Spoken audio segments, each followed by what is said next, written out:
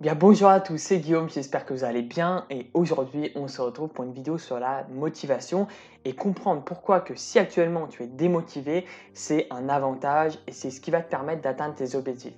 Aussi paradoxal que ça peut paraître, je vais tout expliquer dans cette vidéo, mais avant tout ça, n'hésite pas à t'abonner et liker parce que cette vidéo ça va envoyer du lourd et si tu ne veux rien manquer, abonne-toi. La motivation, qu'est-ce que c'est? La motivation, c'est se mettre en mouvement. Je dirais même que c'est trouver l'énergie, qu'elle soit physique ou mentale, pour se mettre en mouvement, faire quelque chose. Donc, à partir du moment où on fait quelque chose, on va avoir besoin de motivation. Alors, ce degré, ce qu'on appelle le degré de volonté, ce degré de motivation, va varier. Si je te dis, par exemple, boire dans une bouteille ou aller courir 5 km, ton degré de motivation et la motivation dont tu vas avoir besoin va être totalement variable. Et ça, je le sais très bien. Le conseil que je vais te donner aujourd'hui, c'est que la motivation, ça va être le principal indicateur pour savoir, et je dirais même l'indicateur le plus précieux pour savoir si ce que tu es en train de faire a du sens pour toi et est-ce que tu es heureux dans ce que tu fais. Fondamentalement, dans quelque chose où tu vas être heureux, tu vas sentir du bonheur et vraiment là où ce qui va vraiment être fait pour toi, tu n'auras pas besoin de motivation et la question de la motivation, la question de se dire je dois me mettre en mouvement, n'aura même pas lieu. Donc moi j'ai une règle très simple, c'est que tout ce que je fais, je le fais parce que j'aime et que je kiffe ça. Moi ma stratégie c'est vraiment le kiff, c'est-à-dire que si je fais un coaching avec un joueur, si je décide d'encadrer des joueurs, c'est que j'ai le kiff de le faire et que j'aime le faire. Si je fais des vidéos et que je suis en train de te parler, c'est parce que j'ai envie de te transmettre et que je suis super heureux à faire ça.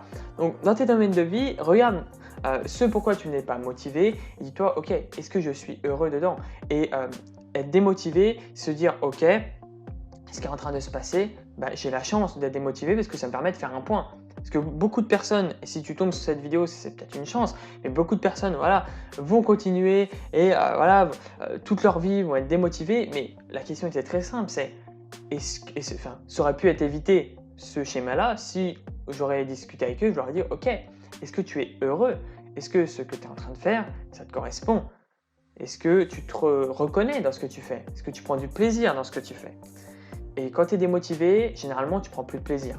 Ça n'a plus de sens, tu comprends plus pourquoi tu le fais et c'est le meilleur moyen soit de se réorienter, soit de changer, soit de démarrer de nouveaux projets. Moi, dès qu'un projet me saoule, il y en a un nouveau, il n'y a pas de problème. La Terre est très grande, il y a des projets de ouf à faire. Si c'est dans l'e-sport, je peux t'assurer, il y a plein de choses à faire. Donc, si actuellement tu es dans ta carrière de coach, tu es peut-être joueur, tu es peut-être manager, tu entreprends peut-être un projet, tu es chef de structure, tu es démotivé, pose-toi cette question. Est-ce qu'actuellement ce que je fais, je prends toujours du plaisir? Est-ce que j'ai des obligations par rapport à ça? Est-ce que je dois quelque chose à quelqu'un? Est-ce que je le fais par contrainte ou est-ce que je le fais parce que j'ai envie de le faire? Ces questions-là, elles sont fondamentales et quand tu es démotivé, c'est une opportunité pour te les poser et savoir là où tu veux mener ta bataille. Parce que tu ne peux pas être sur tous les fronts et essayer d'être partout à la fois, ça vient à être partout, nulle part. C'est une règle fondamentale que j'ai appris avec le temps. C'est qu'à chaque fois que j'essayais de faire plein de choses, je me rendais compte que dans toutes ces choses-là, il y avait peut-être que 3 choses qui me faisaient kiffer et les autres choses, je les faisais par contrainte parce qu'on m'avait dit que je devais les faire ou par sanction si je les faisais pas. Voilà, c'est ce qui arrive généralement dans le cadre scolaire. Voilà.